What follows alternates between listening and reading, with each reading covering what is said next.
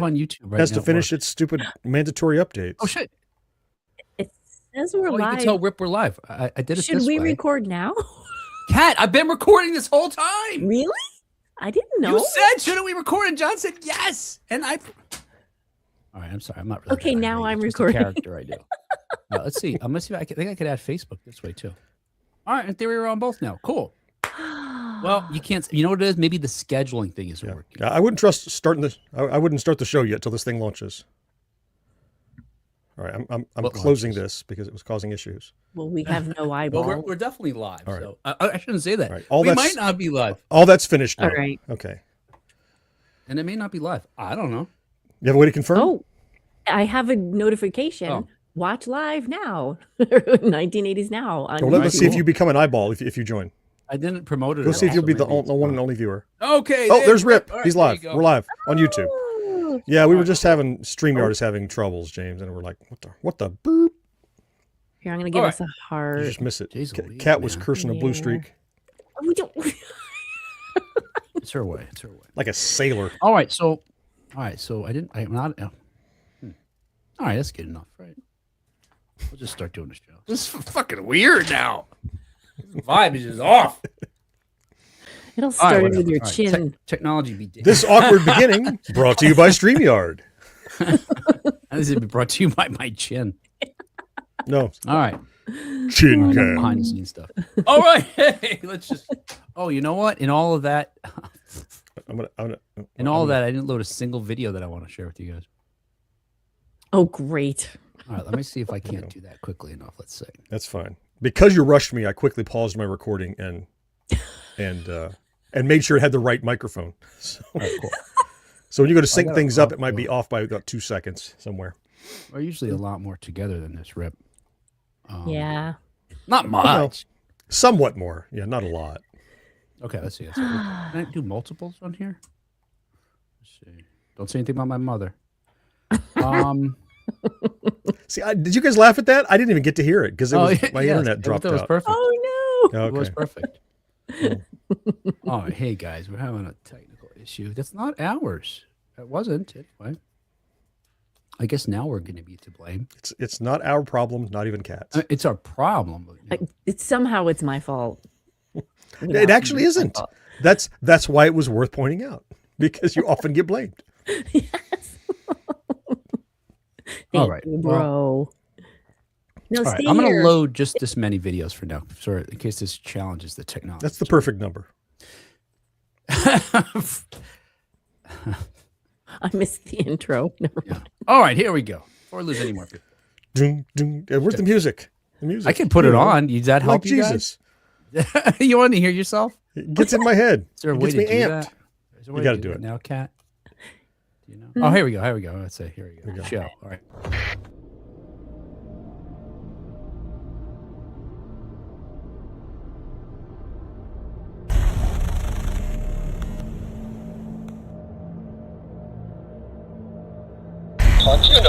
Like Jesus.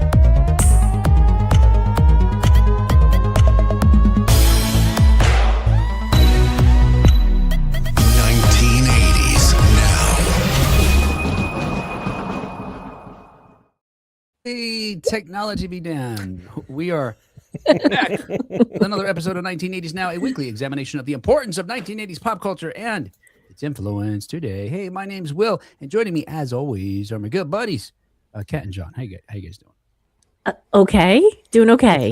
Just holding steady Surviving through the technical difficulties, but happy to be together again. Yes. I guess I didn't realize how much of a creature of habit I was, that things would go a certain way and certain right, that it could just, any little change would just throw you off. But Okay. such is life. Anyway, hey, speaking of life, look, I'm living an 80s life in the sense that it continues to influence my life, the experiences I had in the 1980s and before that and since, but mostly then. So much so that today I want to chat about current news stories related to that decade, including, let's see, we got a new documentary about Jaws 4, and it's called The Shark That Roared. And I got to tell you, I didn't know why it was called that until now. I do a whole lot. Now you do. I want to see it. I added it to my watch list. Oh, cool. Very good. Let's see. We got a Princess Bride musical update coming. We first learned about this last year, or that it was definitely moving forward. It's been in the works for a while, but I'll chat about that. Hey, speaking of musicals, I want to check in with John, who I believe got to see a musical that we talked about just a couple of weeks ago, Bigfoot, during his trip in New York. Let's see. Oh, yeah. Hey, turns out maybe those folks on the internet that were spreading these rumors that Stranger Things really hadn't ended were right, in a sense, at least. We got an animated spin-off coming. And finally, I think it's finally, Vin Diesel is Vin Dieseling the shit out of the next Mattel movie. All family. He's like a one-man family because he turns out he's doing everything for the Rock'em Sock'em movie that's coming out. I wonder if he'll be biting himself. That could be something, right? You can do anything with AI these days. Sure, why not? Could be. Hey, thanks to everybody joining us live in spite of our earlier technical difficulties. Hopefully you'll still be able to find us. It's maybe a little slow day today. But let's say hello to who did make it. Let's say, hey, Jamie is here. And let's say, anybody else? We have Kurt the Daring. Oh, hey, Kurt. And there's some other folks out there lurking because I can see you, but I don't know who you are. Say hi if you'd like us to say hi back. We're very friendly. We don't bite. Otherwise, that's cool. Hang out. All right, give us your comments, your feedback as we go along here. We'll share it if it's good. If it stinks, I'm sorry, we're not going to share it. We might type a message back, but that's an important caveat. If it's good, leave all the mother jokes to John and Kat, though. They got it covered. I need the low hanging fruit. All right, hey, let's get started chatting about. See what I'm talking about? See what I got to work with here.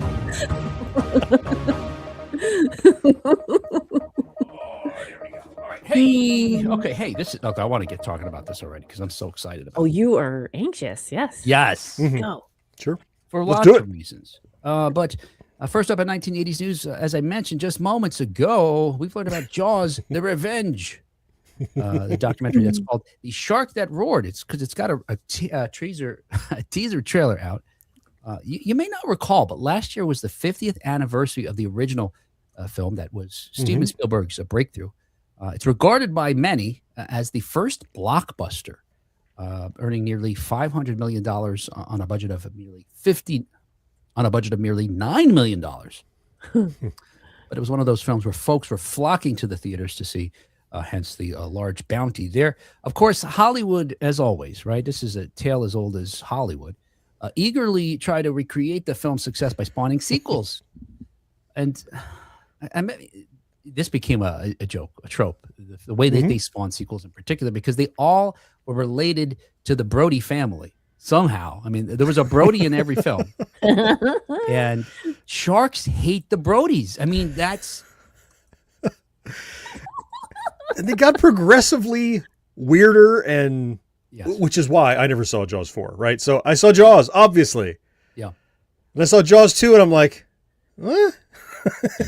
Well, I think Jaws 2 was they'd already done the dramatic spoiler alert for Jaws 2. They'd already done the explosion of the oxygen tank. So the second one, I think they had the underwater power line or something to bite electricity. and then the next one was Jaws 3D, and I'm like, I feel like maybe I tried to watch it with the pair of glasses from the corner Circle K at one point, but never made it through. Therefore, I never made it to Jaws 4. Wasn't Back to the Future? Wasn't the marquee was like Jaws 18 or something? Whatever, some number. Yeah, even that was. The big holographic shark came out and tried to bite Marty, right? Yeah. So as we'll learn, you're right. That. So much so that they got increasingly more ridiculous that the tagline for Jaws 4 became a running gag because it was, "This time it's personal." Oh yeah. And so, yeah, and Back to the Future 2, when we see the poster for Jaws 19, which says it was directed by Max Spielberg, I guess implying this, the offspring of Steven. Oh, It yes. boasts this time it's really personal. Yeah, of course, Steven Spielberg also produced Back to the Future, so it's only poking fun at himself. Yep. Anyway, these films got more and more ridiculous, so much so that I mentioned that big box office for the first one. Each successive film got about half of the prior. So it went from seriously, Jump. The big fights coming out of it. Oh, we gotta have the Jaws theme playing. Yeah, there we go. So much so that the Jaws 4 only earned $50 million. So what's Oh, the dear. tenth of the? Mhm. I think maybe. Anyway, and even though the fourth one's regarded as the worst, even if just judge it by on the numbers alone like that, it's got its fans, including this gentleman named Mike. Let's see, Mike Gensarelli. I'm going to say Gensarelli. Mike Gensarelli, who's planning to celebrate the 40th anniversary of that film, which is next year, 2027, by releasing a documentary about the final Jaws. And it's aptly named Jaws, as I mentioned, Jaws, the Shark That Roared. And I say aptly named, as you're about to learn from this teaser trailer. Let's take a look. It was Sid Sheinberg's mandate for me. He said, find a way to kill the shark a different way. 40 years later, here we are talking about Jaws the Revenge, which I did not expect. It's heartwarming that people are still interested in this. I think part of the fun of it is that you sort of watch it again, you go, yeah, it's not that bad. You see things in it that you didn't notice before. I'm sure when they all sat down and said, let's do it again, they all thought it would do well. I don't think they were trying to make something that, let's make a cult classic that connects years later. I could call all the shots, hire the writer, hire the crew, do everything. It was my baby. How do you walk away from something like that? The Shark That Roared. I don't know what a shark roar would sound like. The only thing better than the shark roaring is if they added in a sound effect of a fart. I don't think I've ever seen reports of sharks going like, I think she didn't realize that sharks could roar. That's a little known fact. They can. Giving the shark a little roar was giving him a little extra something. They're known as the Lion of the Seas, right? I think the roar was just an additional distraction or something to sort of mumble it all together so that it looks like the climax of a film. he conquered his own biology and uttered a noise. They shouldn't have stabbed that miraculous shark. They should have took him on tour. Yeah. Yeah, so as you can see, as we're talking about, I guess, I keep talking about in a moment. We're talking about it right now. One of the not highlights, one of the unique ways they try to amp up the action in the fourth installment of Jaws was by making the Jaws be able to, what's the sound? What's the word? Audible? There's a word for that, making noises. Making me able to make noises. Vocalize? Yeah, vocalize. Kind of vocalize. Sounds Yeah, there we good. go. Good. Yes, Which I guess yes. further personified. Verbalize implies an actual word, doesn't it? Right. So vocalize. No. Oh, hang on. You guys in the boat. I'm coming for you, mother. Hey, not in the fin. Not in the fin. Yeah, watch the fin. He's going do do do do do do Hey, do do do. that's sensitive, not the fin. Yeah. Oh, we're becoming more that way. What was that guy, Tony, or what was it? What was his running character from New York? Tony, yeah. Tony. Yeah, Tony. Not in the fin, cat. Watch the fin. Hey. Hey, Character. easy around the fins, huh? Come on. Folks, I'm swimming over here. roar. Hey, roar. The film, which saw the return of Lorraine Gray as Ellen Brody, so she played Sheriff Brody's wife in the first film. Oh, right. Yeah. Also starred Michael Caine. I mean, come on. I think Michael Caine has said that he'll pretty much do anything for a paycheck. I think he once said that, basically. Michael Caine. Who else is in it? Mario Van Peebles, remember him? And the last Starfighter's Lance Guest as Mike Brody, who's the son of the sheriff. Yes, Ted in the comments says the last Starfighter was in it. Yeah. Mm-hmm. As a grown-up little Brody. Yeah. Oh, yeah. And when we did talk to him. He's been on the show, and we did talk to him about that. It's a couple of years ago now. I don't remember the stories he told, but they were interesting. Check out that interview. Will promises. You can't recall them, but they were riveting. I dig him. So yeah, he's a great guy. So here's the plot. I got the synopsis here. When Ellen Brody's son, Sean, is the victim of a massive great white, Ellen visits her other son, Michael, in the Bahamas. As Ellen begins her life anew, a shark appears off the coast of the island. Ellen is convinced this great white followed her to the Bahamas after killing her son. The fish is still seeking revenge on her family. Come on. That's what they meant by personal. Like they do. Yeah. Hey, you do not disrespect the family. Hey, that could be the shark. That could be Vin Diesel. Your choice. Oh, nice. Yeah. The family. Crossover. Oh, yeah. I think if it was a shark, you'd say school, probably. Don't disrespect the school. Here's some contemporaneous criticism, I guess, critiques. Roger Ebert, you know him, of the Chicago Sun-Times, gave this film 0 stars, writing in his review that it is, quote, not simply a bad movie, but also a stupid and incompetent one, end quote. He lists several elements that he finds unbelievable, including that Ellen is, quote, haunted by flashbacks to events where she was not present, end quote. Oh. Yeah, you can't. In that teaser trailer, and I've got another clip I'm going to show you in just a moment here. Oh, good. You see her flashing back to Sheriff Brody being on the ship shooting at the shark. Yeah, she was not there. Right. She was miles away on the coast. Yeah, continuity is not Jaws' forte, is it? And the New York Times' Karen James was a little more direct. She said, quote, why hasn't this family moved to Nebraska? Getting to the heart of it there. Land shark. Oh, no. Oh, no. That's what happens in land. Yeah, Sharknado. Coming. Oh, yeah, they'll do it. So among the less plausible aspects of the film, as alluded to by Roger Ebert, is one which includes the shark swimming. And look, one of them is the shark swimming over 1,000 nautical miles in just 3 days. But of course, the one. Okay, good. Shark. I told you I've never seen this, so these are all surprises to me. Keep them coming. Yeah, he has to follow them from New England, Amityville. Mm-hmm. Yeah. But no, the even more ridiculous one is perhaps the sound the shark makes during the climax of the film. After tricking the shark into swallowing a device that emits electrical impulses, our heroes blast the big fish with electricity, which drives the shark. This is another one of the things that's less big. Drives the shark to breach the water while roaring in pain. If only we had a clip of that. Yeah. Oh, you know what? I think I might. Hang on. Let's check this out. Oh, wow. Oh, mother puss bucket. It's that thing again. Every time it gets me. All right. Here we go. Ready? See if I have to rewind this here a little bit. There we go.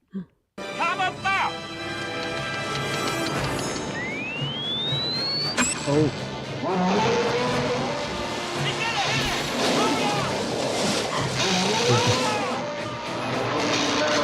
Smile, you son of a bitch.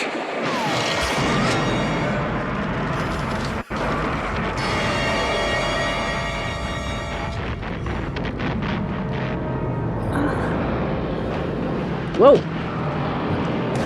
Whoops.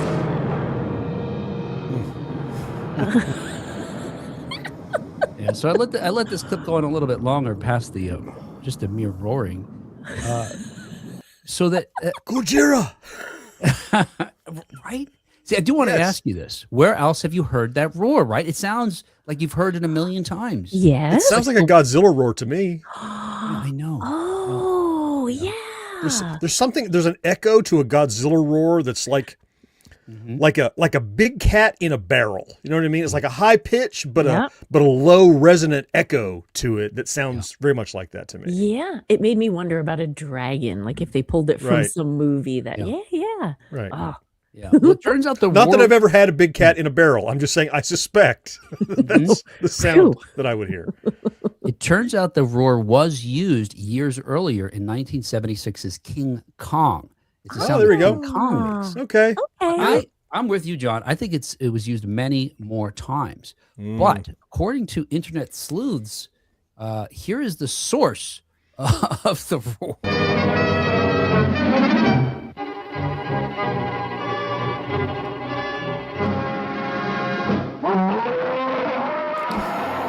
No way! Yeah, so there you go. Tom and Jerry seem to be responsible for the roar, or at Love least it. they're one incarnate. They used it. It could very well be Same this source was material, a right. stock, much like the Wilhelm scream. Was This something is that like the was, Wilhelm scream. That's what I Yeah. wanted to say. What should we call it? the Jerry roar, I guess. It probably Sure. would be Yeah, called. the Jerry roar. Yeah. So I love in the chat. Kurt is here Yep. saying, "Was that the actual roar?" It's not his first time. It's not his first rodeo. He knows Will messes with us Oh and no, tries no, to no. convince us of false stuff. But no, I did my own research. Oh. That is the official roar from the movie. That's what it's coming down to. You have to fact check me, John. Well, All right. Okay. on some things, just Yeah, that Tom and Jerry cartoon is from 1946. It's called The Milky great. Waif. Yeah, now according to some, and I haven't been able to verify this, the reason that it is a roar that seems, look, in the very least, was featured in Tom and Jerry decades earlier, was because the sound editor declined to create an original sound because the concept of a roaring shark was just too ridiculous. I'm not doing it. Yeah, I don't Somebody know. else do it. Nope, we're just pulling from some other roar. I left the clip a little bit longer, I was going to point out, because you'll note that she crashes the boat into the shark. So this is the fourth method of killing these sharks. While it's breaching, right? So her son zaps it. It jumps out of the water. She spears it with the I don't know what part of the boat you call that, but it's broken off. And in our clip that we saw, the shark explodes for Wow. no reason. There's nothing inside of it that's explosive, like John had suggested in the first film. Nothing. It turns out that they shot the film and they edited it and they showed it to U.S. audiences where it doesn't explode. The shark gets stabbed and it remains on the sort of, that bow of the ship, I guess, until that breaks and then it sinks down to the ocean. And it had just moments earlier consumed Mario Van Peebles' character, who was holding the electronic device that gets inside. And that's how they get inside of it. U.S. audiences did not like this ending. So before they released the film internationally, they ran back to the studio lot and shot some additional footage, including showing the characters falling off the boat, which wasn't part of it, and a shark exploding, which they then edited in. And finally, they had Mario Van Peebles come back and just start swimming as if, hey, whoa, what happened? Wait. So Is that what happened in that clip? So the guy, I was going to ask, what was it that the audiences found? Did they were upset that Mario Van Peebles was in the shark and they both sank to the bottom and maybe he wasn't dead yet? So the explosion, let's make sure Mario Van Peebles is dead? No, yeah. No, it was the opposite. Yeah, they were sad to see his character die. So somehow a shark explodes. It was hit so hard by a boat, it burst and emptied the contents of its stomach safely into the water around it. And the guy swam out. Went, And then I'm okay. That's exactly right. Yeah. and he didn't get speared by the bowsprit.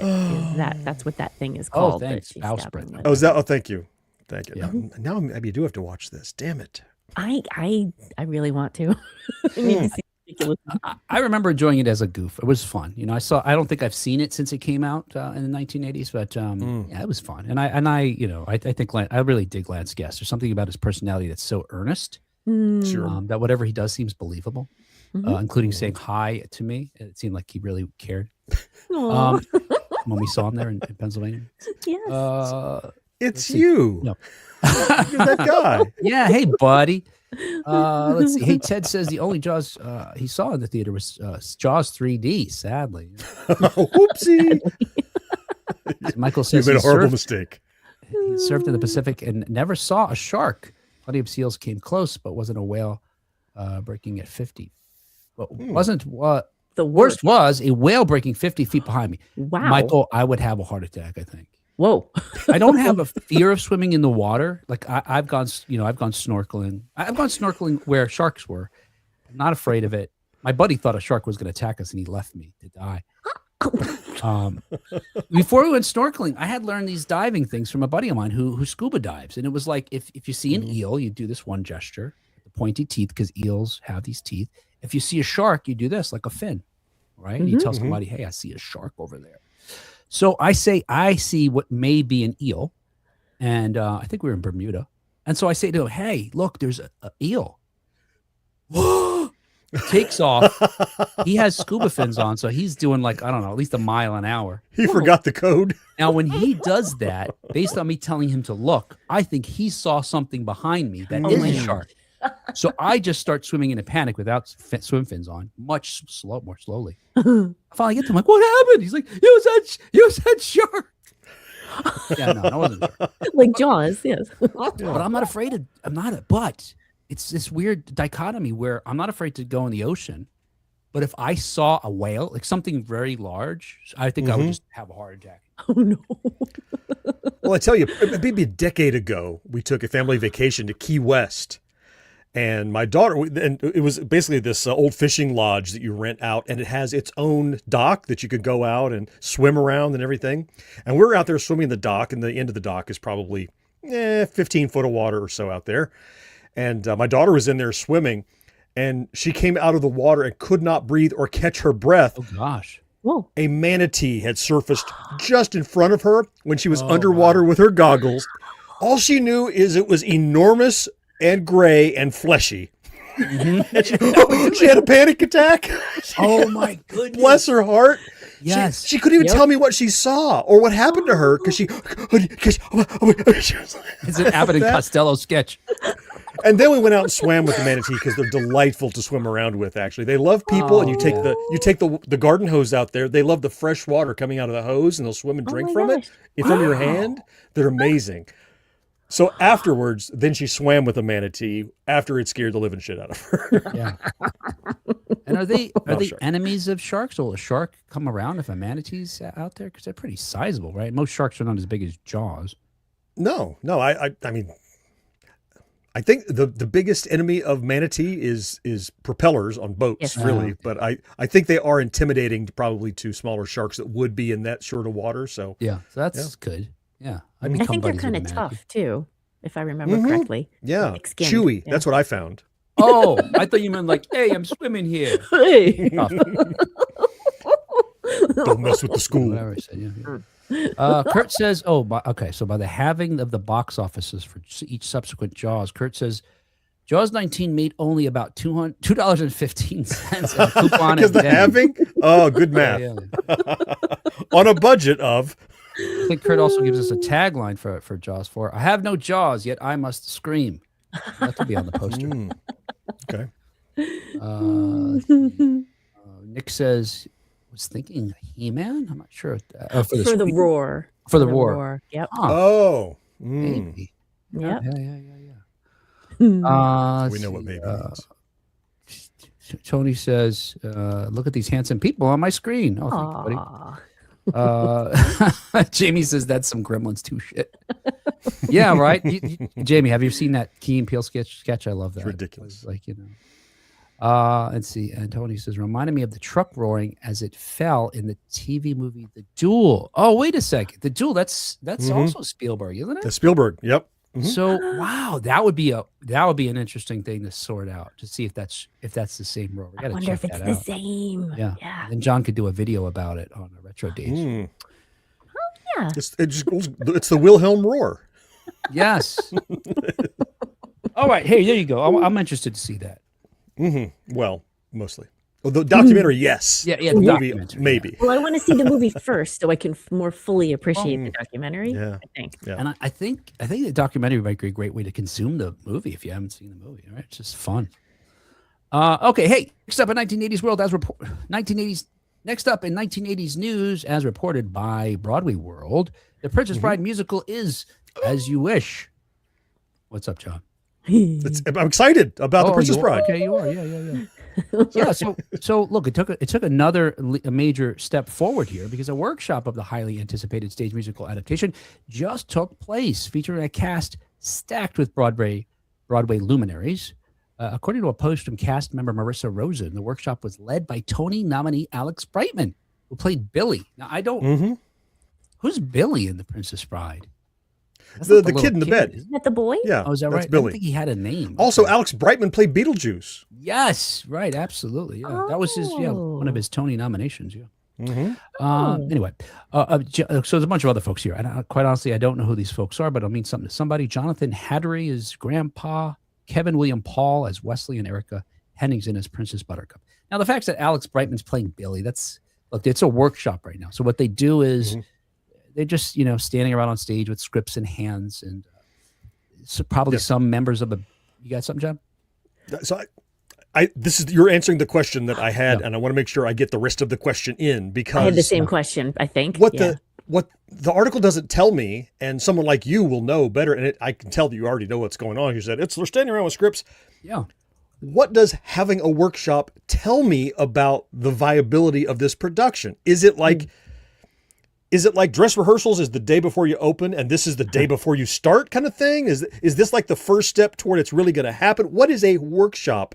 Because I always thought of that as like a experimentation, see what sticks to the wall kind of thing. Yeah. So I don't understand what the implication is of a workshop with all these talented people. What does that mean for when can I see it kind of thing? Is it real? How real is it? Thursday. Thank you, John. That's my question. Is it? Yeah.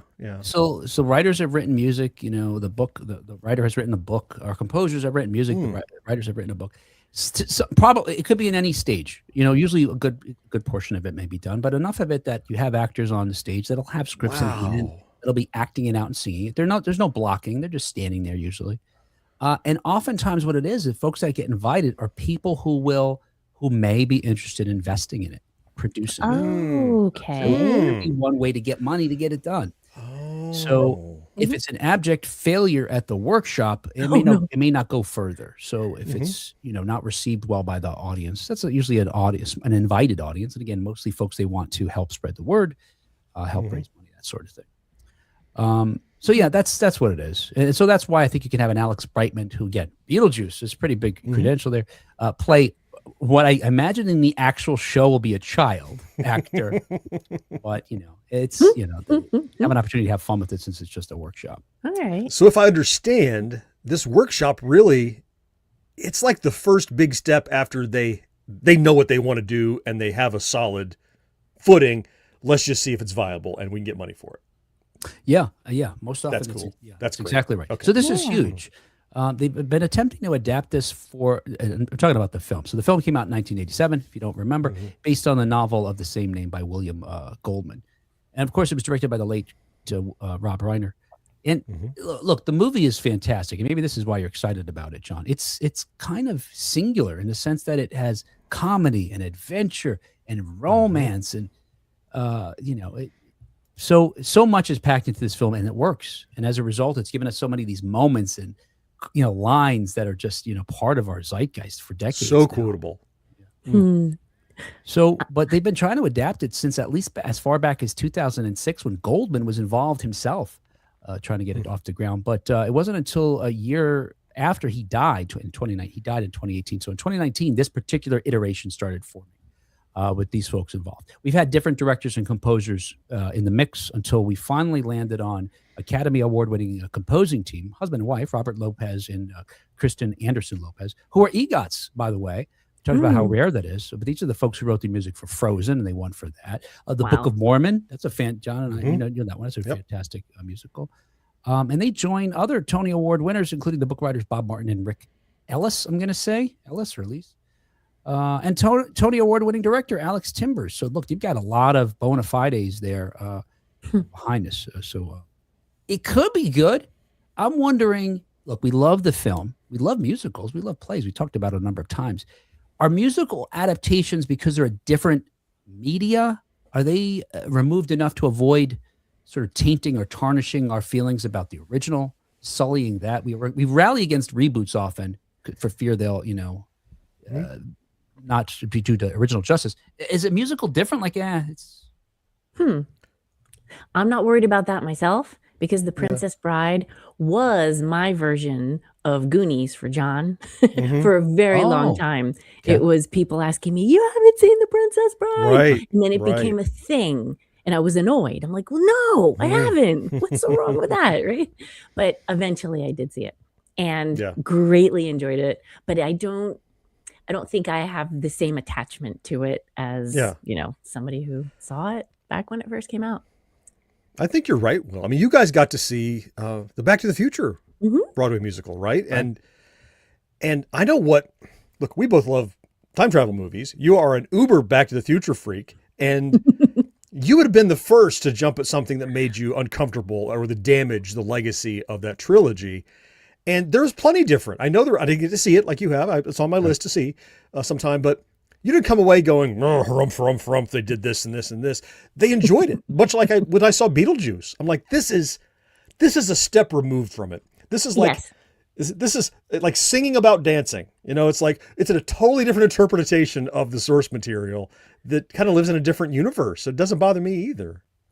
I agree. I think even if I were attached to it, it's just separate. Yeah, it's just a whole different medium. Yeah, and I think you nailed our experience too. And Back to the Future, you're right. I didn't think, and they did take some liberties, and it was, it's within its own, milieu, genre. I don't know. Yeah. Yes, it was, Sure. yeah. A lot of Although there wiggle was great potential for Will to be harumphing, but he did not. yes, as always. And you know that the potential is there, exactly. And the fact that you didn't tells me, look, if they do something radical, you know what? We've decided we're killing Doc. Okay, well, easy now. Maybe that's a bridge too far. But as long as the source material is respected and they take their own little curveballs, I have zero issues for the joy it brings. We could say the same thing about Beetlejuice in it, right? I mean, it's they took some liberties there. Exactly. That's right. Yeah. Oh, look, I'm glad for that because it does give us this opportunity for folks to experiment in this way. And I guess in that sense, now it occurs to me, we get books, we get comic books, we get other sort of, adaptations or extensions of these worlds. And I never think they're crapping on our original somehow. Mm-hmm. Cool. Look, I look forward to it. There is no word, as we mentioned, this is pretty early times. Our best we could hope for is that they get the support they need to move forward. And we could see. Yeah. I think it's also fun having like swashbuckly plays and musicals. You don't get those a whole lot, Yeah. You get a fight scene in maybe Shakespeare every now and then, but otherwise, you need like Pirates of Penzance or something to come back. I can't think of another fun swashbuckly. I am not left-handed. Yeah. I am not left-handed. Why am I smiling, you ask? I didn't. Well, ask me anyway. Ladies and gentlemen, the one-man show. Yes. I was the workshop. I don't think we're getting any money, guys. I got bad news. Uh-oh. Hey, another.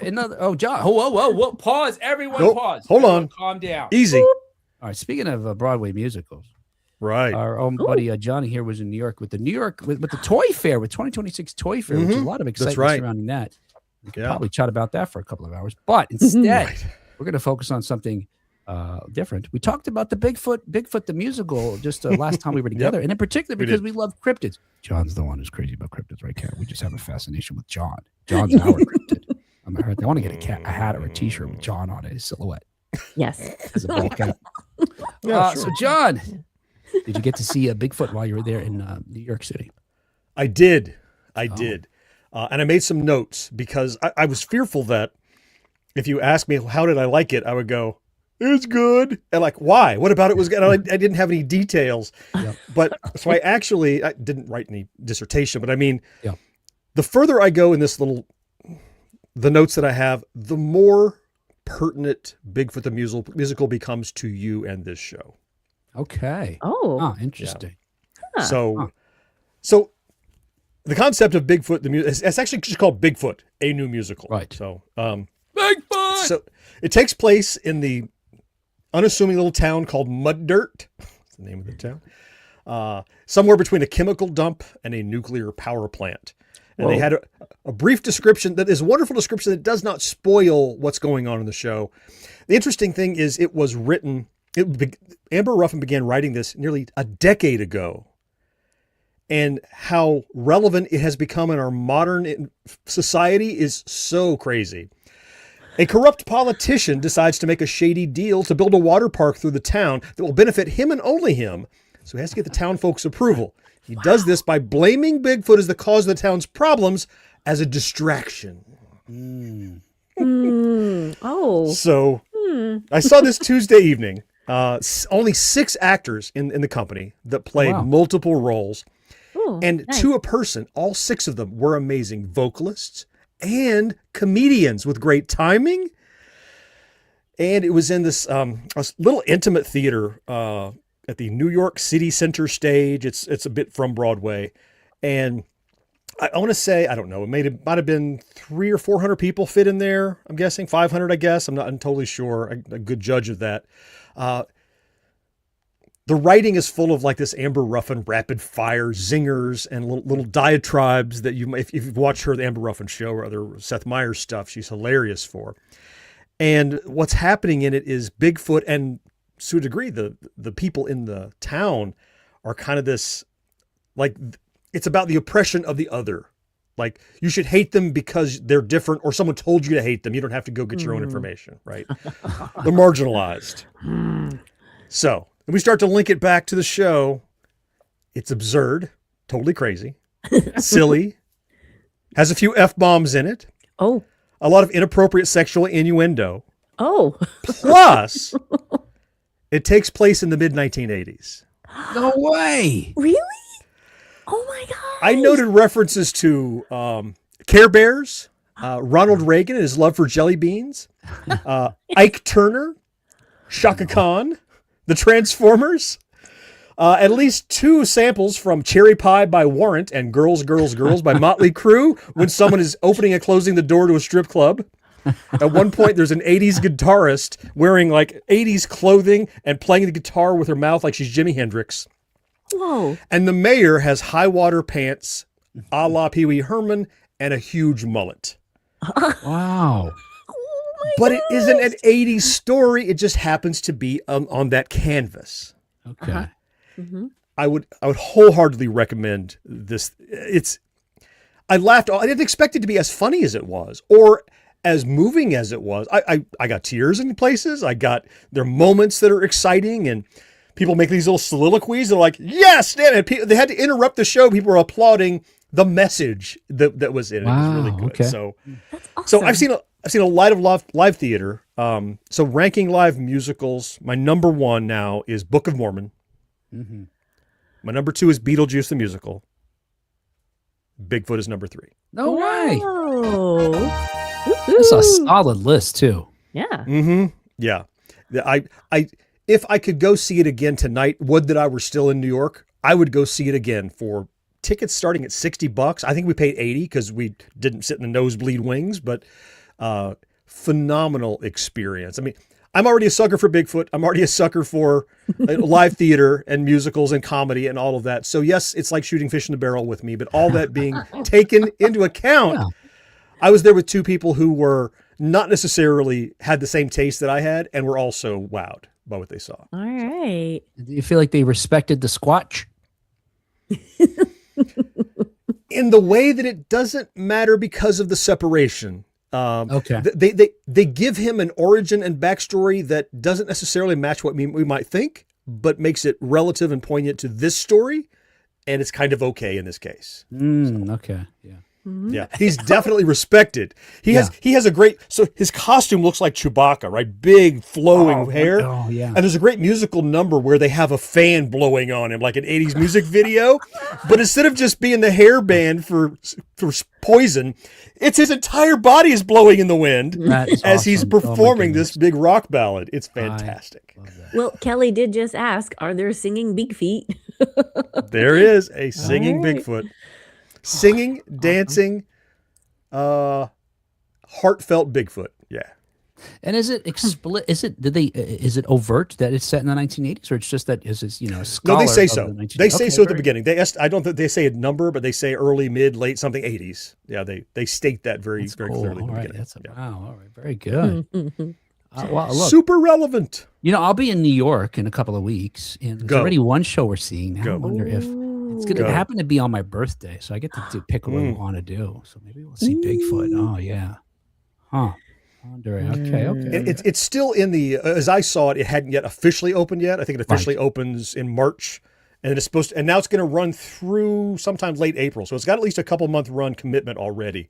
But it's a pretty small window to, if you don't live in that area, to make it there. If you have an opportunity, I wouldn't pass it up. Yeah, I better figure this out. Yeah, you got to get there on my birthday. Okay. Yes. And based on how timely it is, I would imagine that might give it some extra legs. I or would hope feet so. To travel. Yeah. Although I love America and exactly how it is now. I think it's perfect. As you've stated clearly. Everything is many good. occasions. That's okay. Let's see. Eric says, a Bigfoot Yeti dances. Heck yeah. Oh, goodness. Awesome. So Rip Van X is in the chat. He's one of the fellows that went with me. Okay. He had to drive a couple hours down to Manhattan to join me. He says he's going to see it again. Oh, maybe I can jump in on his band there. Hit your ride. Yeah. Hey, Rep, look out for a cat. She'll be on the side of the road. Hitchhiking. Yeah. Bigfoot or bust. Karen says, I love Amber Ruffin. Yeah. And wondering about the Princess Bride musical asks, I hope there's a song about marriage. Marriage. There is. There you go. I have a question. Rip Van X says, wag the foot. Is that a little inside reference A spoiler to the show there for you, John? I don't remember that one. It could be. It could be. I had to consult with Rip to remember some of the details that I shared with you here. So he may remember more than me. He's a bit younger. Maybe he's giving you direction right now with what you should be doing. I should just be waggling the foot. Wag your foot. Yeah. I love how John said with regard to the Bigfoot origins, it's not how we think of it, you know. And I'm Karen thinking, we don't think what John thinks, right? Because I remember when we did the story that's in this book here, Totally Bogus, but True, Tales from the 1980s. When we did one of the stories about the, Rendlesham, the UFO sighting. And right. I said, now they're seeing big feet there, Sasquatches or whatever. And John's like, yeah, no, that's what happens after when UFOs are in the areas. It's often yeah. Oh, okay, sure. I will tell you, this particular Bigfoot was not did not end up in the woods outside of mud dirt because of a UFO landing. Yeah, that's what I thought you were referring it's different than what's in our official published book. Yes, that's right. Hey, if our name's on it, we believe it. It's not compliant with the 1980s now-averse. It says true on here. True. See? There you go. All right, get your hands on that. True. All right, hey, let's do something. Let's talk about something else. Oh, yeah, hey. So otherwise, in 1980s news, check it out. The animated Stranger Things Tales from 85 arrives in April. Tales. Oh. Tales. This is also Tales from the 1980s. Yes. Okay. Mm-hmm. And in this book is one of the stories is the one that inspired Stranger Things. Anyway, hey, so check this out. Enough plugging. Despite the many unbelievable theories bandied about on the internet, what was it? Something gate and something other gate. Conformity gate was one of them. Right. Divorce gate was another one. All these theories that we didn't really get the finale. There was going to be more episodes because that finale sucked. If that's real, there was like half of the audience thought the ending of the series, this 5-year or 5-season series, was so terrible that there had to be more. Oh, crazy, man! It was crazy. I thought it was great. I guess one other plug. We did talk to a bunch of psychologists about this notion that they're probably just grieving. It's one of the stages of grief. They were in denial. It's really they didn't want it to end. Say goodbye to these characters. Anyway, look, check it out. They were right in one sense, I guess, because the popular live action series is giving us a spinoff. Netflix has unveiled a trailer and premiere date for Stranger Things Tales from 85. Let's see. Let's see what we have here. Showrunner Eric Robles. You don't know who that is, but it's going to be executive produced by the Duffer Brothers. I guess that's the most important thing is they still got there. Unless you didn't like the ending, because that was the ending. Then maybe you're not going to be watching this. You don't want to trust these guys again. Let's take a look. Let's see what the animation style is and maybe get a hint at the story from the official trailer here.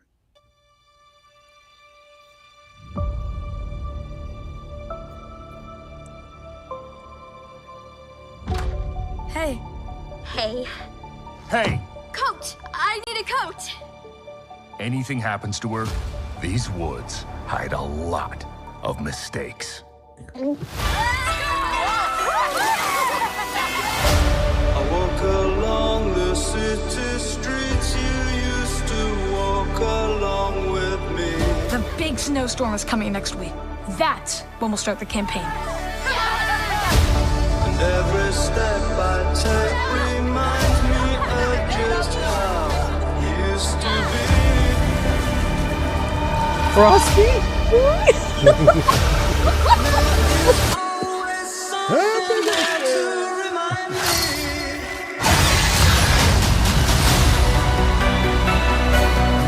Something from the Upside Down must have survived last year. Looks like it's mutating.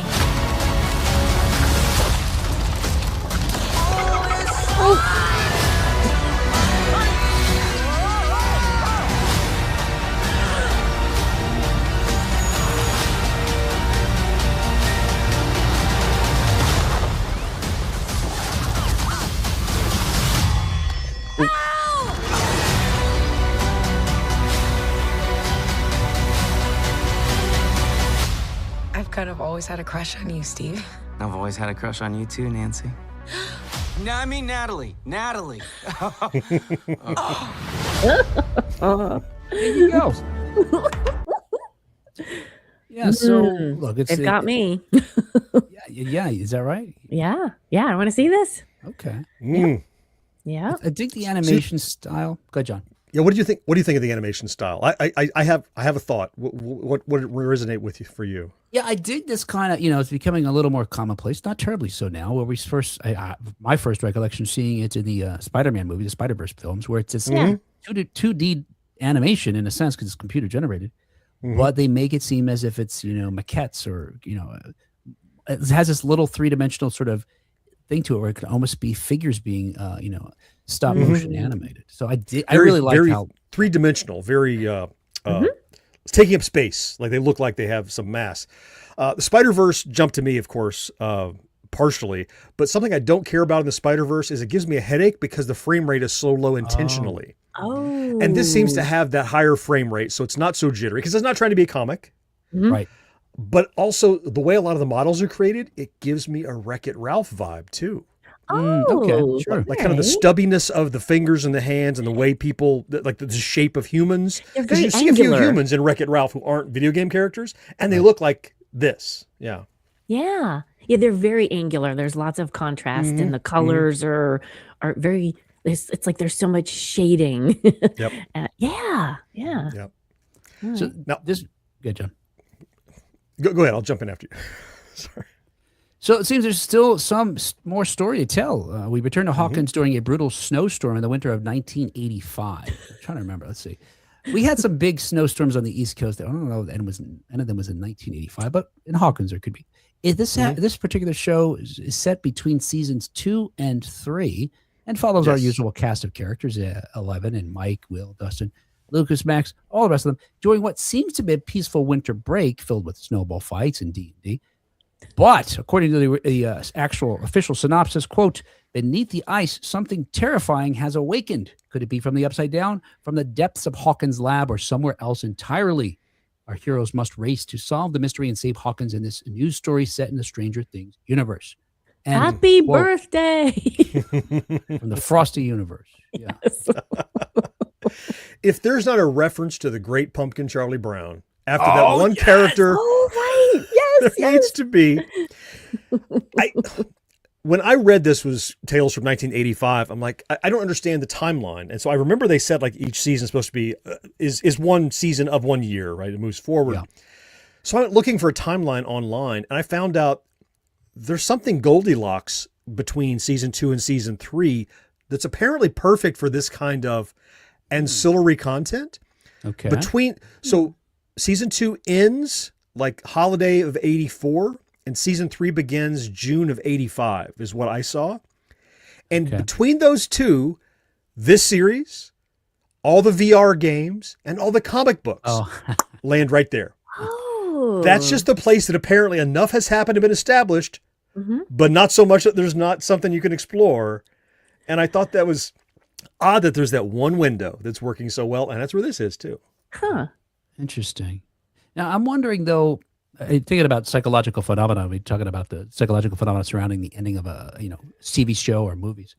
This for me is maybe something else worth examining. And is this idea that can you enjoy a prequel to essentially the end of a series once a show has ended? Once you know the fate of the characters, and no spoilers here, but once you know the fate of all these characters as adults, as older teens, can you enjoy this flashback where they're, where they're headed? I felt like this about the Han Solo movie, for example. I know Star Trek, Strange New Worlds. Yeah, okay, there you go. Okay. Yeah. You know, that's Right. huh. I wonder if it's this idea then you need enough time to pass. Oh, Maybe. and there's no time here. Yeah. Yeah. Yeah. It And won't bother me. I don't think it'll phase me. and what John's referring to is that the main character we've known for 60 years now is going to have this horrible fate. And he knows it as of like the first episode in the show. Oh. Can we still enjoy it? And yeah, it's a fantastic show. I wonder if it's because it's so, and they wisely in the show said, well, it's off, it's 10 years from now. I think they miscalculated how many seasons they were going to get though, right? Yeah. But I don't know. I think maybe it's just too soon for Stranger Things for me, that I'm still mourning the loss of these characters and now to be reminded of their youth. Well, good news. You can procrastinate like me, who has not yet finished Stranger Things. So give it a few months and maybe you'll feel like watching the cartoon. Yeah. I think there is something to that. Yeah. Yeah. And I wonder if even lends to your excitement about it. I'm definitely interested. Maybe because I haven't finished it. I don't know their fates. So, maybe I got to wait. I got to wait till after April to watch the, yeah. There you go. That's the chronology. I almost wish they dropped this in time. Between seasons 2 and 3. Since we've only had a couple of Star Trek references, I'll give you another one here, which is when you introduce someone to Star Trek, there's like this viewing order that's like, what do you recommend? Should I watch it chronologically in the universe? Should I watch it chronologically when it came out to the public? Should I watch this movie between these two seasons, or what should I do? And that's true of a lot. Babylon 5 is like that, and Star Wars is like that. Anyone who doesn't know it. So in the future, someone who watches Stranger Things, someone in the, what is this, 2050s who's young and wasn't born when Stranger Things was out, is watching this. You're like, okay, so watch this and this, then read the comic books, then play the VR games, then watch the cartoon, then watch season 3. They'll be able to do all that in the order. And people will not have plot armor. As you said, you won't know their fate already. Therefore, anything could be on the table. Right. Yes. Yeah. That's a good point about the plot armor. Yeah. He says John is going to watch the last episode right after he gets done with the Goonies. Double feature. Well, when Hell Freezes Over is when that is for folks who are just joining the show. On my deathbed, on my phone. Marcus says, "Good news, everybody." I can't wait to hear what that is. Please fill us in. Something to do with John reaching the quota of Star Trek references, perhaps? Good news, there's another Star Trek reference. That's definitely Marcus. He's on to yeah. Well, Marcus, we hit all 3, so now we're done. Rest assured, no more. The other aspect of this, though, this touches upon, and we run into this, I think, often when we've got spinoffs and sequels, etc., especially when you get down to the Jaws 4, sort of end of things, is having to come up with new ways of doing things. And this seems to be not lore breaking or world breaking, but, this tangential to the lore they created in the 5 seasons. Oh, by the way, there's these other types of monsters that, according to the synopsis, may come from someplace other than the worlds we were already familiar with. Yikes! What? And then it has no effect on the 4 seasons that come after this, or whatever it is. No, it's from the sidewise over, not the upside down. Diagonal verse. I don't know. And you see in that video there, like somehow it, infects or mutates a pumpkin, which is John's great pumpkin reference. Oh, I thought it just had the pumpkin stuck on its head. Whoops. Oh, no, I thought because it had teeth and jaws and everything, right? That's what I saw. Right. I thought it was like having an oops. It was like emerging. Maybe. Oh, and maybe. I don't know. Maybe. I'm sorry. I meant to say maybe. But what I saw was it appeared to be part like it inhabited the pumpkin and like genetically became a pumpkin monster is what I interpreted from the 17 frames I saw. Got it. Yeah, and I thought it just sort of developed in an unfortunate location. Oh, right. There's worse places, Kat. She's my cherry pie. You remind me, John, your description of the Bigfoot musical, I think I could clip out for the show. Was it Bigfoot? No, what was he describing with sexual innuendo? And yes. Yeah. 3 F-bombs. That was it. Yeah. Our promo. That's going to be our promo. Now, see also 1980s. Silly. Sadly, none of the actors from the series are going to reprise their roles. We might actually get some kids playing the kids. Crazy. Whoa. Yeah. Well, I don't. Yeah, I guess some of them are. Yeah. Instead, the voice cast. Not all. Voice cast includes a number of actors with whom I'm unfamiliar. They may be, big names in the industry. I don't know. And I'm sure they're very talented. That is except for Janine Garofalo and Lou Diamond Phillips, who have been cast in unknown roles. Now, I will note, I don't see anyone having been cast as Joyce yet. So I could see Janine Garofalo Joyce, the Winona Ryder character. I'm not sure who Lou Diamond Phillips would play, though, but Pumpkin Monster. He'd be the shark. Is that Jerry? Jerry the shark? Jerry the mouse. Oh, Jerry the mouse. Right. Yes. Oh, Jerry Roar. Additionally, Broadway veteran Jeremy Jordan, who I do know from Supergirl, he's on the TV show, and he was Newsies. I think that's where his big breakthrough was. He's going to be voicing the baseball bat wielding Steve Harrington. The series debuts April 23rd. So, and that voice sounded good. We heard a whole scene with him. That was pretty good. Yeah. Yeah. Yeah, I think the what's his name? Hopper sounded really good too, right? Sounded very hoppy about the forest. Not bad. The Not forest bad. hides a lot of Yeah. Let's see. Retro Gamer asks, did any of you see the Stranger Things spin-off sketch on SNL? No, I didn't. I heard a lot of controversy about it, and then I lost interest, honestly. Oops. I don't know. I should look that up. I'm not afraid of controversy. I don't know. And it came so soon after the series ended. Oh. Maybe I'll watch it one day. So anyway, there you go. All right. Finally, let's talk about this. As reported by Games Reindeer. I'm thinking of Christmas now. Yes. Hey, the Games Reindeer's here. Great pumpkin show. Reindeer. All the holidays are happening. This is Halloween. This is Halloween. Yes.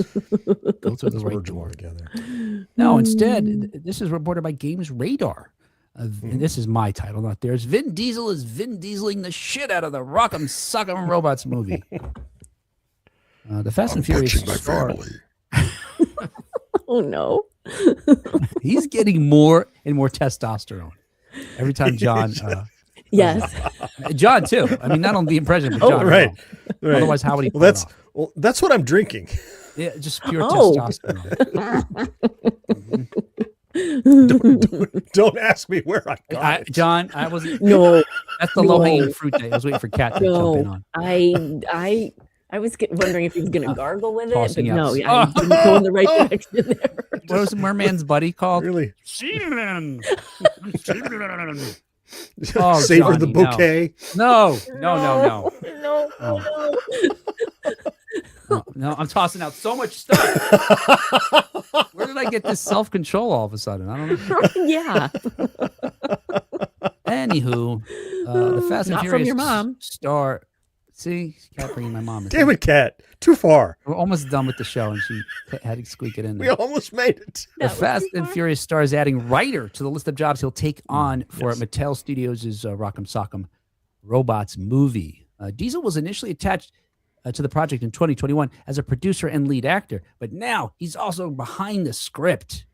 I don't know if you could tell Vin Diesel, no, right? I mean, he's like 5'2", but he's 5'2" wide also. All muscle. And he wears those lifts that make him like 5'8".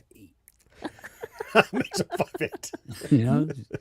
Whoa. There's this whole stuff online. You gotta look like him standing next to the Rock. He's like tiptoeing, like, yeah, I'm as big as the Rock too. There's a whole controversy about that. Mattel Studios president and chief content officer Robbie Brenner told Deadline, quote, Vin is a powerhouse storyteller with an unmatched understanding of action, heart, and world building. Did it mention family, John? His creative vision for Rock'em Sock'em Robots is bold, human, and deeply cinematic. Exactly the kind of storytelling we love at Mattel Studios, end quote. Huh. Well, look, we know nothing about what this movie is like Hot Wheels. Right. Yeah. Yeah. We don't know anything about it. I don't. But we do. We know the game. You know the toy, right? If you've ever played it, it's they've had different iterations, and I would say this is even a loose sort of spin-off of it. I have a dueling Star Wars kind of Rock'em Sock'em where they fight with lightsabers, which I love that one. Yeah, but Rock'em Sock'em, you have two robots, you have two plungers, and you're trying to decapitate your opponent. Yes, right, very good. Do you know the names of the two robots, John? I only know because I have it in front of me. No, they're red and yellow. I don't know. Okay, it's Red Rocker and Blue Bomber. Oh, they're blue. Red and blue. Yeah. Oh, you know what? After you said that, somewhere I have some original artwork that looks like an old boxing promotion poster from like the 30s. That's those two, though. And it's like all distressed. And Red Rocker and the Blue Bomber. Yeah. I like that. Doggone it. I forgot. Well, according to Diesel, he's excited to tell a story that, quote, examines the role of competition in a world often measured by strength and dominance that dares to reveal the power of compassion at its core.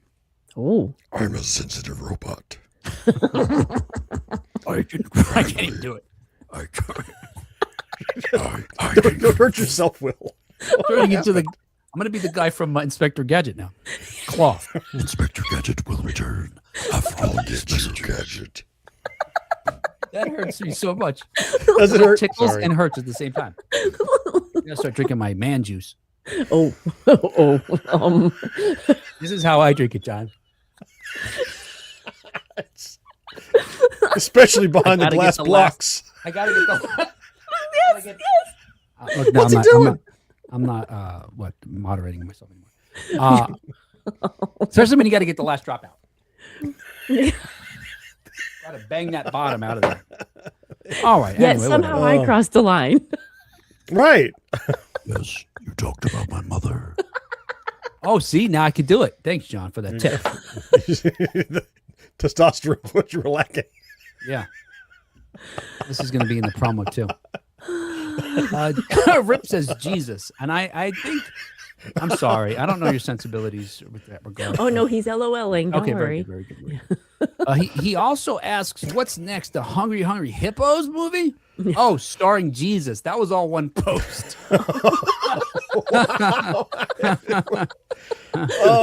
I got you. I'm gonna back away from this topic.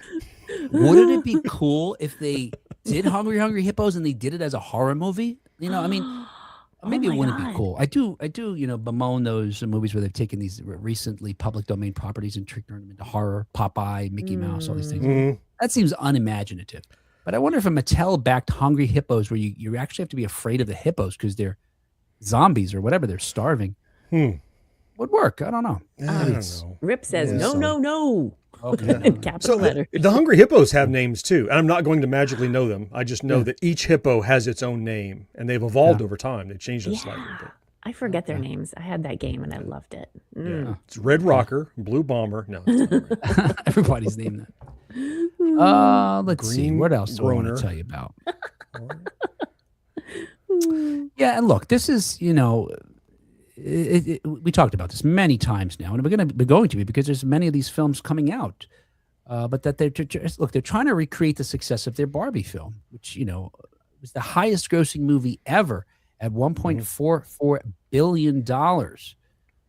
We've got He-Man coming up next, which just comes out this summer, which was with Amazon MGM. Although with Barbie, I think what you need is just to have Margot Robbie play the red robot. Oh, yeah. that was part of the appeal there, really. Yeah. Yeah. Oh, gosh. I saw that Wuthering Heights movie with her in it. Oh, Look, did you? Sorry. The movie it's actually, I didn't see Saltburn, which is another film by the same director, which I wouldn't because it seems really gross. But to your point, John, she's just captivating and fantastic in Wuthering Heights. Everyone is really, really great performances. I've never read the book, but I can tell you, I think this is, if you read the book, you know this. Everybody in that movie's a monster, though. They're just horrible people. It's horrible. I won't spoil it more than that. But yeah, but part of the appeal is her. She's a great actor. I have some hidden trauma about Wuthering Heights because though I never read the book, I was tested on having read the book. Oh no. John, I still have flashbacks. I have dreams dreams about going to high school tests where I haven't read the book. And you did that? That's horrible. I'm sorry. Yes. Whoops. Still, oh my gosh. Yeah, I'm in my dreams, I'm dropping classes because I never read any of the books. Yeah, or forgot I was enrolled and didn't attend. And yes. Oh no. Finals coming out. Yeah. Right. Oh my God. Oh, I'll probably have one tonight now that we're talking. But in addition to the Masters of the Universe, on February 3rd, I'm just talking about just a few weeks ago, Apple revealed the first image for the Matchbox the movie, which stars John Cena, Jessica Biel, Sam Richardson, and some other folks. We don't know what this is going to be about either, except, well, I shouldn't say that. They give us a synopsis. This is their synopsis. It's an action-packed, globe-trotting adventure about a group of friends since childhood who have had their lives upended when undercover CIA agent Sean, played by John Cena, their longtime absent former leader, returns to their small town and unwittingly gets them embroiled in a frantic international pursuit to save the world. Now, that premise, high level, I note two things. One, it sounds like the Central Intelligence film with The Rock and Kevin James. Similar, The Rock shows up for a high school reunion and winds up sucking his friend into this international intrigue. And there's no mention of cars. Like, what is the right? I mean, Barbie. Like, I thought it had to be Fast and Furious-y to be a Hot Wheels or Matchbox movie or something, right? You got to highlight the cars. That's the point of the toy. Is the thing that is rolling, not the spy and the. There's no people in those cars. Have you looked? There's no people. Nobody cares about the people. Yeah, you're right. Yeah, and in the images they show, and I'm not even going to waste your time showing them because you see the actors. There's no cars featured or no vehicles. There's one shot of, you see a car next to a motorcycle and a helicopter's over that on the highway. And I thought maybe that's the most Matchboxy thing they have out of these three pictures. But otherwise, and I'm not suggesting they need to make a movie about, like John said, we've got plenty of those. But don't take called cars, right? Yeah, the cat's got Matchbox right there with an arm's right reach. here. He's got a Matchbox truck. It is. It's a Matchbox tractor trailer. Truck, yeah. I don't have the front anymore, though. I don't know where the cab the is. tractor? Well, then it's not a tractor trailer if you just have the trailer. Okay, it's just a trailer. Just a trailer. It's a trailer. It's just a trailer. What you have is a trailer. Yeah, this will be a fun challenge at, like RetroCon later this year. We got to find you a cab. Oh, I love that idea. Yes. Even if it's for a different brand and a different size and scale. Or a different scale. Right? That's fine. It's it's Optimus Prime. No, I have different scale. I have the tractor, but it doesn't fit. Oh, okay. It's not really. This is a whole different thing. Yeah. Anyway, it's directed by Sam Hargrave, the Matchbox movie, which gives me some hope. He's a guy, we've talked about him before. He's a stuntman turned director. He directed, I think he maybe even wrote all the Extraction films, which are shot like a stuntman. Only a stuntman could shoot them, where he's actually, we've talked about this. He'll grab a camera and jump off the roof too, just to get the shot of the guy falling from the building, because he's a stuntman, so he does crazy shit like that. So maybe it's going to be good, but I don't know. Anyway, that one doesn't come out till October. You've got Masters of the Universe in June, and no word yet when Rock'em Sock'em Robots is going to punch its way onto the screen or some clever metaphor/pun. Coming this Christmas. Christmas is a perfect time for family. It is. Oh, right? Yeah. Let's see. We got some comments here. Retro Gamer says, hippos have known to take good chunks out of people. Mm-hmm. Yep. I think they could use the Jerry roar in there too. They could absolutely they could. incorporate it would work appropriately. Yeah, the Jerry roar probably is real animal noises that some sound designer used, whatever the original iteration is. Yeah, it's a mouse. I definitely remember seeing some video on TikTok or something where a hippo like charges the person at the zoo. It was like a watermelon. It's like, Mac! They toss the watermelon in the mouth and finally that's terrifying. You've seen them do that to you. Like I put a giant melon in there and just splat. It goes like somebody stepped on it. It's like, just don't put juice. your hand in there. Yeah. It's gonna come out looking like an empty glove. Oh God! How did you get the meat out?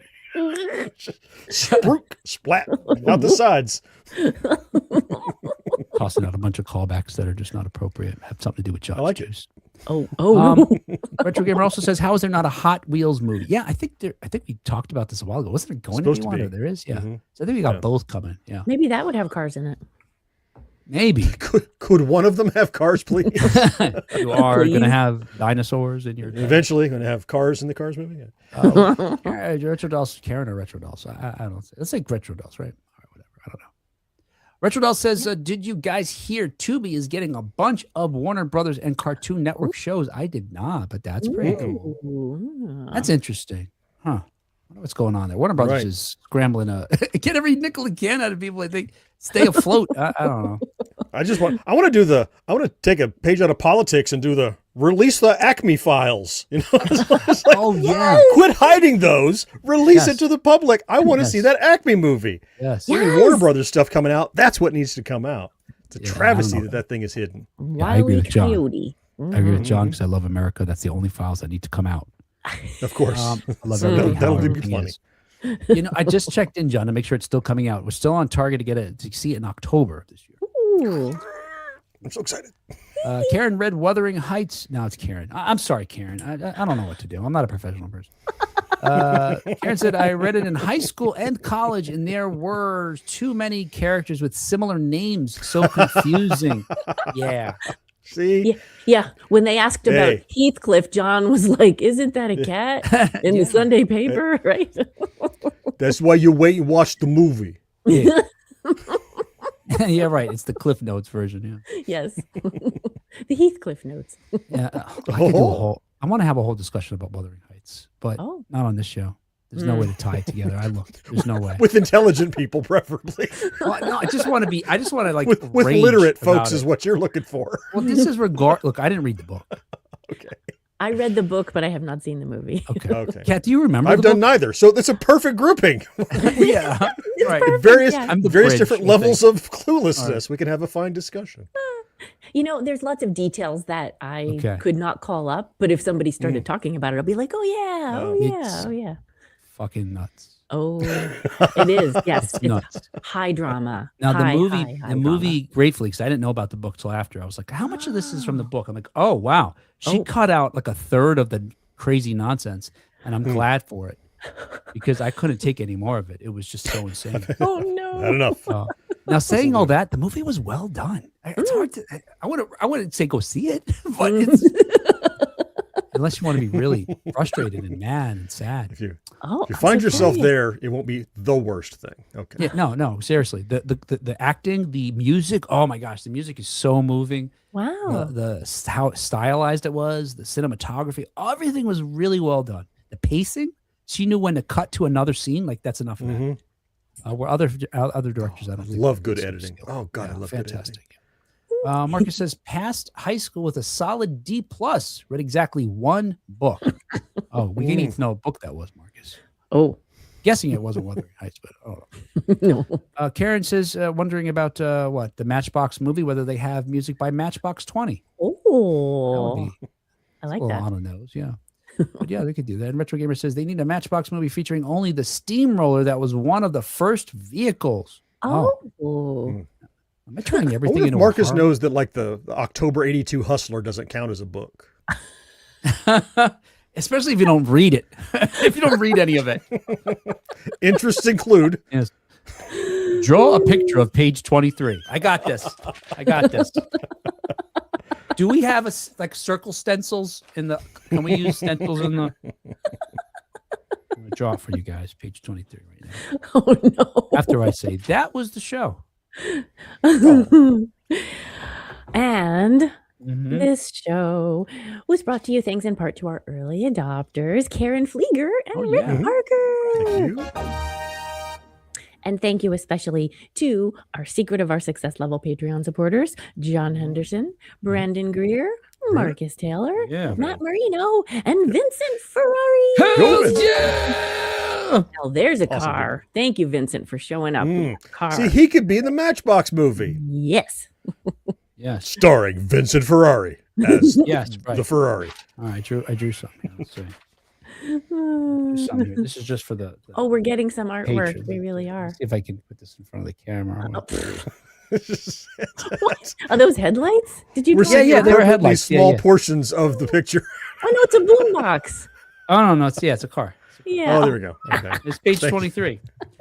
All right. Yeah, them headlights. Check out them headlights. There's an ad for the Matchbox movie in that episode or in that article. Hey, thanks, guys. We love you. We're so very grateful. Wait. This just did. Marcus gave us the book here. Read exactly one other book since. Oh, and that had to do with the Jones sisters having a book club and some other stuff I was interested in. I don't know what that means. Who are the Jones sisters? This is the word book is used so many times in this response. It's like layers. You read a book that had to do with a book club. I don't know. But I will say this. You know what's funny about that is Marcus wrote a story in this book. He did. And he hasn't read it. So yeah. Don't be Marcus. You could be better than Marcus. Get your hands on this book. It's really cheap. He probably made AI write it because he hates reading so much. Ooh. What? Mark, he is good with that AI, so yeah, that's possible. Yeah, he says he did not read that book. Yeah, okay. Hey, but look, don't be a Marcus. Well, No. Marcus, helps keep the show afloat. So in that regard, be a Marcus. Mhm. In a different regard, get your hands on this book. Look, we're so grateful for everybody, including Marcus, and everybody else too who helps support the show, keeping the lights on, keeping the recording going. Even though when we have technical difficulties, whatever, you're there for us, helping us maybe getting a new streaming software. Possibly. And we are eternally grateful. Hey, if you can help like these folks by giving us some money, because that's what apparently the world operates on that. Go to patreon.com/1980s now. You just give us $1 once, even that works too. Or you can give us $1 every month. That would be fine as well. If you got $1,000 every day, that'd be cool too. We'd be, super grateful. We'll change the name of the show to Anywhere your in name. between. We'll change the name to 1980s Now, brought to you by whatever your name is. Yeah. There you go. Absolutely. Hey, I have a follow-up to the last time we recorded. Mm-hmm. You wondered when Hooters was established. Oh. And so I looked it up. It was For founded. the Apple commercial. Yes, that's right. It was established April 1st, 1983. Yes! Yes! John, we could do that Hooters episode now. Thank goodness. Actually, Recorded live from the downtown Hooters. Yes. We gotta meet at the biggest Hooters. We gotta find who's got the biggest Hooters in the country. I mean, the restaurant. And we'll meet there at that location. And what we'll do is we'll talk to like an original Hooters woman from the 80s. And we'll have a newer one there too, John. Don't worry about that boy. Okay. And I'll be gnawing on wings the entire time. Sure. Ranch or blue cheese? Yes. Ranch. I listened to that so often when John was saying it. How that commercial had him. The only thing you could think about was ranch or blue cheese. I love that. It's so funny. Oh my goodness. Is that another T-shirt for you, Will? Yes, ranch or blue cheese. Ranch or Oh blue yeah, cheese. we can have my headlights on the T-shirt too. Right. You just have a photo, like a still from the commercial, the Apple commercial, and below it says ranch or blue cheese. Yeah, we poorly You have the hammer. photoshopped like a plate of wings in her hand instead of a hammer. Yeah. Oh my gosh. All right. Hey, there you go. Hey, if you want to know what the heck we're talking about, listen to a couple episodes ago. All right. Hey. And thanks for listening to this one. And listen to the next one when we talk to you next time on 1980s Now. Until next time. Hey, I'm swimming over here. Do-do, do-do. Let me hear you roar. What, as Tony? No? Yes, You don't- Tony. you don't have a roar? Tony roar. I'm roaring here. Hey, I'm roaring over here. Okay. Forget about it. I'm roaring over here. Oh, Marcus says Lord of the Flies was the book. I only read it because we read it aloud in class. What do you got there? Oh, that's the only way. Oh, yeah. Oh, yeah. This is a merch from the play. Regular, Regular, unpoisoned water. Oh my gosh. You remember there's pollution in the in the town. And so there is a moment it's just a single line, but it leads to something greater. He goes, "What is that? It's this amazing regenerative, restorative, blah, blah, blah. Regular, unpoisoned water." Because they've not had that for so long. They've always had just the runoff. At one point, Bigfoot says, "I was drinking from the stream. It's so chewy." Oh. Oh, no. Wow, even the stream. Yeah, wow. Yeah, I'm definitely gonna see if I can check it out. I think I told you guys I was gonna see the Stranger Things play, and after Stranger Things end, I'm like, it's fine. But I did learn though they're filming the stage production. They're gonna have it on Netflix at some point. Oh, really? Did you do the? Oh, you were gonna see the Harry Potter one too, weren't you? Or did you? You've seen it already. You're gonna see it again. Right. Yeah, we saw it last summer, and we're seeing it again because Tom Felton, the original Draco Malfoy, is reprising his role as adult Draco Malfoy. Mm-hmm. Yes, I've seen some footage from that in shorts. Yeah. So hopefully, Rip is suggesting we add the shark roar to the soundboard. I was thinking that too during the show. Please do. Please. I may just add it, sprinkle it throughout the episode as seems appropriate, if at all. Yeah. All right, I guess that's it, right? Mm. No. Oh. Okay. Yeah, that's it. That's it. Sure. All right. Hey, guys, thanks for That could be joining it. us. Sorry about the confusion for folks who maybe got a message from me saying we weren't going to be live and all this other It stuff. worked out. Yeah. So I guess we have a backup plan in case this ever happens again. It's not our fault. It's the software company who got messages from us.